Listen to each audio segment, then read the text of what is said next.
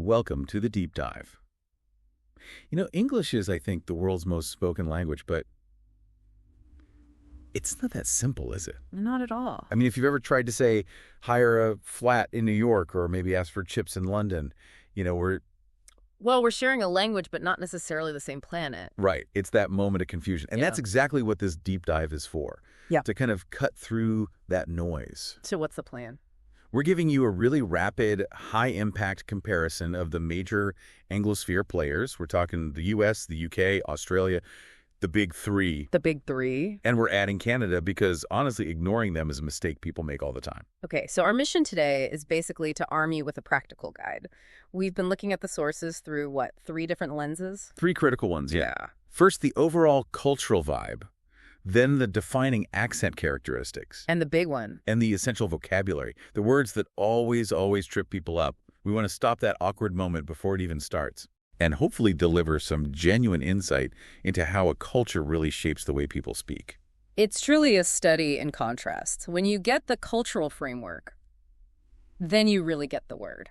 So let's unpack this. Where do we start? We have to start with the massive cultural engine that drives global familiarity, the American variety.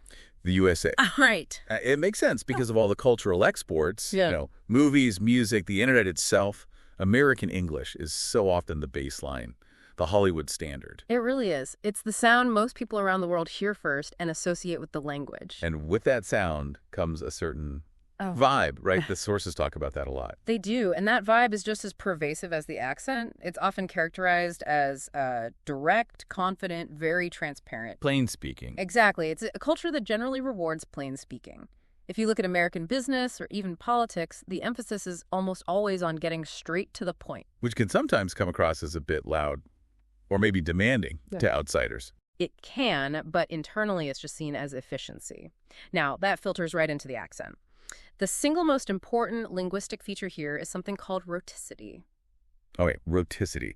We need to define this really clearly because it feels like this is the master key to sounding right in a given country. It really is. And what's great is that rhoticity is quite simple once you hear it. It just means you pronounce the R sound every way it shows up in the spelling.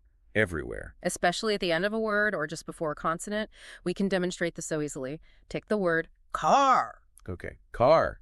In a rhotic accent, you hear that full rar sound. It rings out. C-A-R. Now try it with water or brother or hard. Water, brother, hard. Yeah, the art is definitely there. It's hard and present every time. That is the dominant feature of North American speech.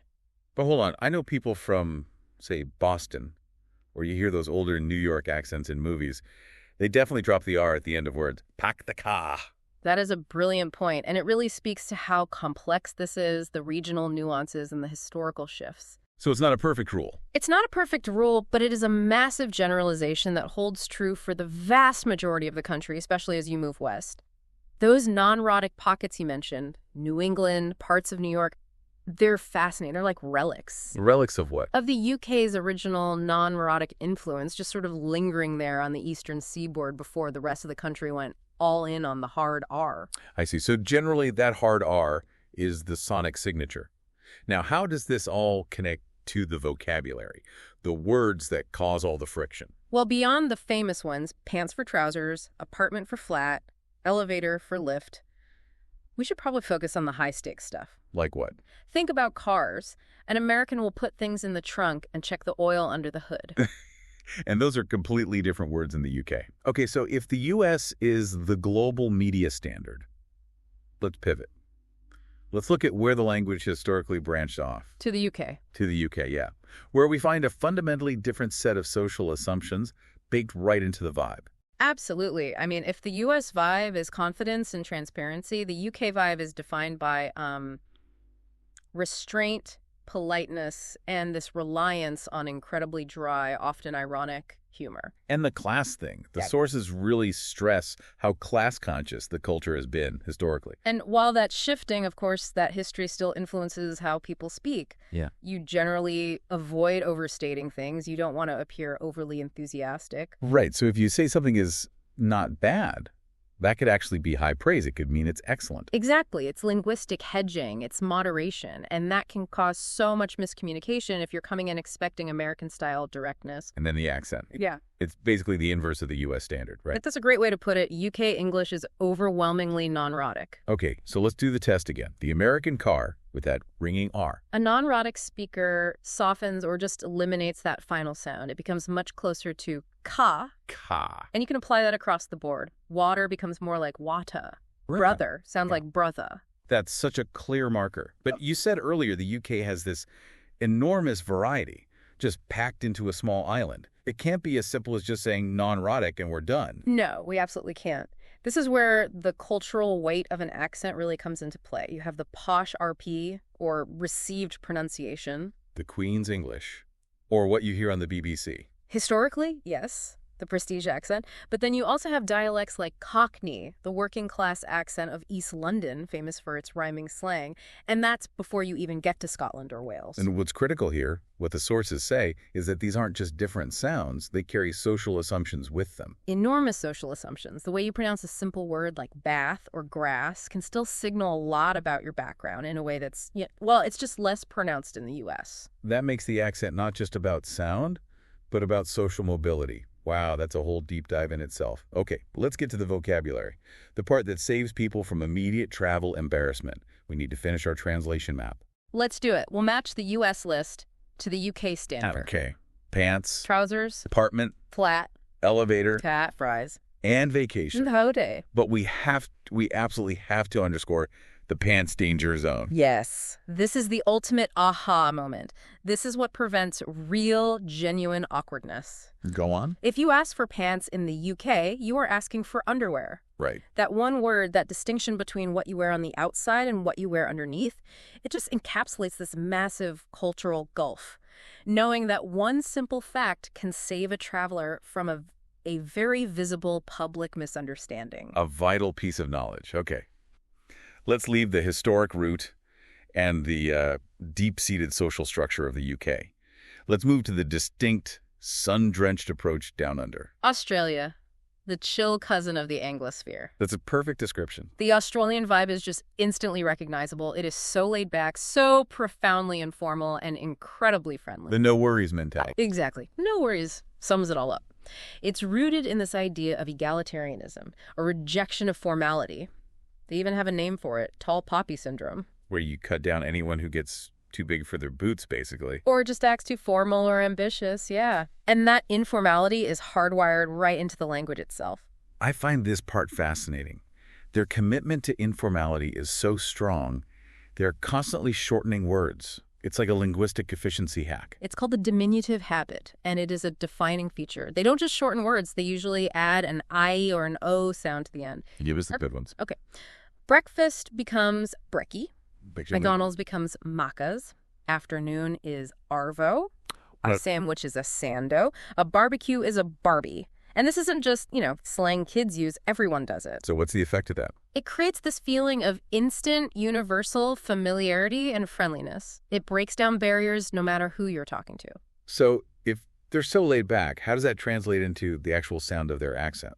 The Australian accent is unique. It's often described as this compelling mix. It's probably rooted in 19th century British dialects, maybe some Cockney influences, but with these highly distinct vowel movements. The vowels were the key. The vowels are absolutely the key. The most noticeable shift is how the short A sound often moves to sound more like a long I. Can you give us a concrete example of that? Sure. If you take a classic phrase like fish and chips in a strong Australian accent, those vowels stretch and shift. It sounds more like fish and cheeps. Fish and cheeps, I can hear it. The mouth is held a bit tighter or maybe further closed, and it pulls those sounds together. It's an accent that has truly carved out its own distinct path. That clarity helps a lot. Yeah. Okay, so from the laid-back informality of Australia, let's wrap up our tour. Let's go to the quiet blend that is Canada. Yes, a region that is so often just incorrectly grouped in with the U.S., but it is deeply, deeply distinct. It's an essential distinction to make, isn't it? Absolutely. Culturally, I mean, Canadians are globally famous for their politeness. The stereotype of saying sorry all the time, the use of it's all rooted in that societal vibe, an aversion to confrontation. But the sources also note that they are constantly mistaken for Americans by outsiders. And that's a key part of their national identity, pushing back against that. It is, which brings us to the linguistics. If they sound, for the most part, North American, where does the real distinction actually lie? What's the fingerprint of Canadian English? It's a fascinating, deliberate hybrid. It's like a two-part identity built on history and politics. Yeah. Phonetically, they primarily sound rhotic, just like their southern neighbors. So you'll hear the hard R in car and brother. Yes, but they cling very tightly to British spelling conventions. They write color with a U. They write center with the British RE ending. So it's North American sound meets historic British spelling. North American phonetics, British orthography, exactly. So they sound like they're from the continent, but they write like they're from the mother country. That blend must have some unique features beyond just sounding polite. It does, and this is where it gets really interesting for linguists. They have the famous Canadian vowel shift, though it can be a bit exaggerated in pop culture. The O-boot thing. The A-boot thing, yeah. Specifically, the vowel sound in words like out and about can sometimes rise slightly in the mouth. It's a very subtle, specific sound, but it's a marker, along with, of course, the French influence, especially in Quebec and the Maritimes. Which makes their distinction way more complex than just sharing a border and being polite. They found this really sophisticated middle ground between their geography and their history. Precisely. It shows that language loyalty doesn't just follow the closest neighbor. It follows political, educational, and cultural self-definition. So, what does this all mean? We've covered 4 major branches of English. We've looked at vibe, rhoticity, slang, vocabulary. If we bring this all back to you, the listener, the person trying to navigate this world, what's the ultimate takeaway here? I think the main conclusion that the sources really stress is this. There is no single correct English. Right. All of these varieties are robust, they're valid, and they are constantly evolving. We've shown how the same root language can produce these vastly different social experiences, from the reserved, class-conscious UK to the informal, egalitarian Australia. The language you choose reflects your social landscape. And for you listening to this breakdown is your shortcut. It's your translation map. You know that CHIPS is a linguistic minefield now. You can tune your ear to the crucial difference between a rhotic American and a non-rhotic Brit. This knowledge isn't just about preventing awkward moments. No, it's about understanding the cultural intent behind the words. Exactly, the intent. And that application, that idea of intent, it leads to a really fascinating thought for you to mull over. We started by saying the U.S. exports the most media, creating that global Hollywood standard that dictates what sounds familiar to people. Well, this raises a critical question. How much does the specific vibe a country exports, the confident, direct U.S. persona versus the reserved, dry UK one, how much does that influence global assumptions about the actual personality of native speakers before they even say a single word? So you're saying we judge people based on the cultural baggage of their accent? Think about it. Think about the baggage a language carries, that preconceived notion you might have the next time you hear one of these accents.